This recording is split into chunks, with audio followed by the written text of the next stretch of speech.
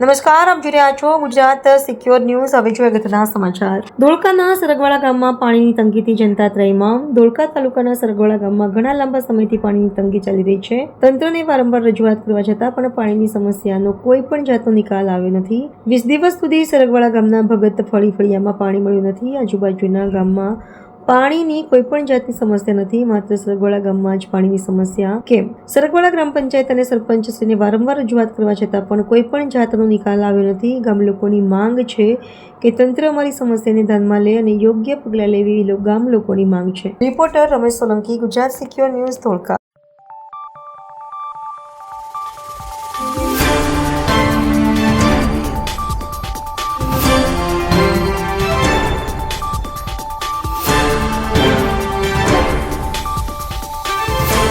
તમારા ગામમાં પાણી ના હતું 20 દાડા તો પાણી અડધો કરોડ આપે છે હાલે સીમમાંથી માણા પાછું આવ્યું તો છતાં પાણી ના ભરાયું તો એનું કારણ શું? તો પાણી જાય તા બધું અડધા ના આવે તલાટી ને બોલાવો, તલાટી નું કામ છે પેલું, બરોબર? પાણી પૂરું ના દેવું હોય તો પાણી વેરો લેવા ના આવતા નકર તલાટી માર ખાય છે।